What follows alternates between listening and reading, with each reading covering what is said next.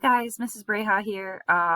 No face today because we are on snow day number 5, I believe. So you're just gonna have my voice today because I've been home with my kids for a week and we're on a little bit on the struggle bus here. So today's assignment should be kind of fun for you guys. It's something we've been waiting for all year, at least I've been waiting for all year, and that is the introduction to our March Mammal Madness.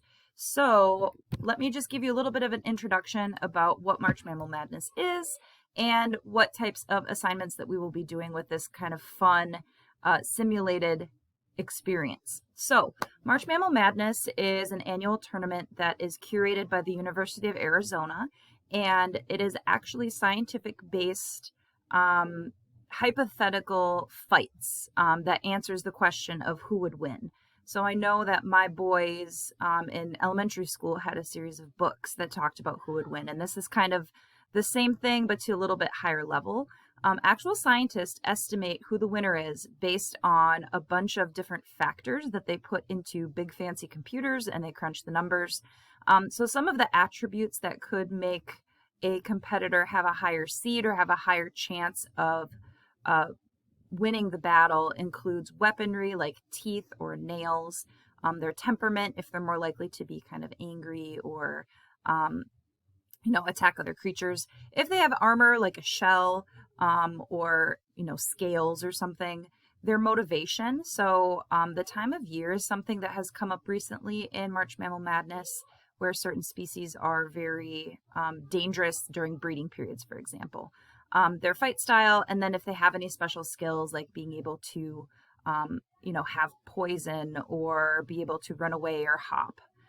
So the official outcome is determined by all of these factors for each individual species and a random number generator. So just like in real March Mammal Madness in basketball, upsets are unlikely, but they are possible. Scientist narrators will use actual scientific information to figure out what is more probable, but at the end of the day, it's a random generation of who is going to win. Of course, there's going to be a higher probability that the lower seed will win. Scientists will then write the encounter out as both a video and a play-by-play activity that's happening on Twitter, just like you're watching a basketball game on the radio. So after these have happened, we will be watching the videos that are posted on YouTube to figure out who wins. But if you wanted to watch them, they usually go on in the evening over Twitter, and it can be kind of fun to do that as well. So as an introduction, to get back to kind of our content, a mammal is a warm-blooded animal that has hair or fur for insulation. This fur can also offer protection, camouflage, and waterproofing, depending on what type of mammal we're talking about. All mammals also have a 4-chambered heart. They produce milk from the mammary glands that helps to sustain the offspring after birth, which is what mammals are named after. They have a single jawbone and very specialized teeth. Like if you think about your own teeth, the incisors at the front are sharp for cutting and the molars in the back are more for grinding. Class Mammalia does contain 3 subcategories: the monotremes that lay eggs, the marsupials that give birth at very early gestational age and then generally will keep their babies in a pouch like a kangaroo, and then most mammals in today's in today's world are placental mammals like us, where the babies are carried internally in the mom until a very late stage of development. So here's our bracket. I know this is kind of hard to read and I've struggled to download it. Apparently, there are so many teachers trying to access this because it just came out yesterday at about 8:30 in the evening. It crashed the servers. So this is as clear of a picture as we're going to get. But what we're going to be doing today is I'm assigning each of you 2 of these creatures to create what I'm calling a scouting report. So you're going to summarize those big ideas that I told you about, their weaponry, their size, any special features about these animals, to kind of convince us that they could be the champion. Okay, I'm only assigning you guys one of the top 4 seeds, or actually 2 of the top 4 seeds within each division, and you are to produce some scouting reports, and I will show you an example of a couple that I have made. So you'll notice that just like the real March Madness bracket, there are 4 divisions, but instead of the north, south, east, and west, they have different divisions every year. So this year's divisions, the first one is new, and those of you that have creatures in this division might have to get a little bit more creative with your scouting reports because they're called mammal collectives. So these are actually groups of mammals, and they will be fighting as a group. So for example, a pride of lionesses would actually fight together. So you can make sure you talk about that. I've put a section for that in your scouting report, so make sure that if you have one of those groups of creatures that you include that.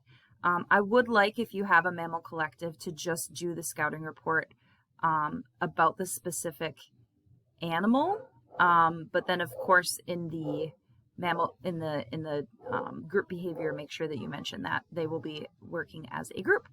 Number 2 is a little bit more self-explanatory. Wild North America. We should be familiar with many of these North American creatures.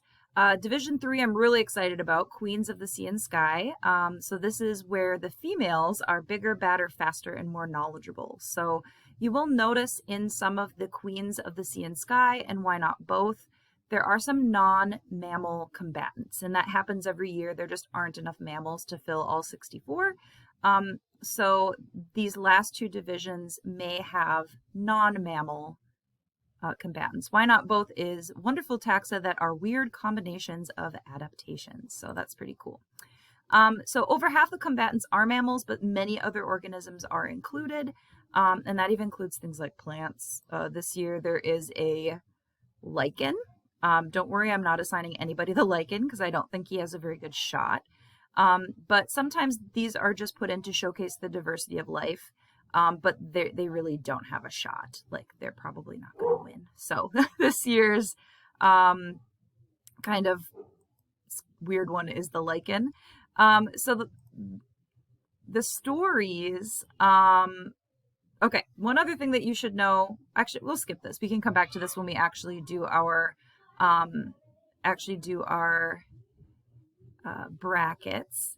For today, all you really need to know is that you will be, here we go, you will be making your scouting reports, and so we will not have a battle until March 14th. So our plan is over the next week or so is to get all these scouting reports done, and so you guys can have a chance to do your brackets before that first wild card battle, which will be the evening of March 14th.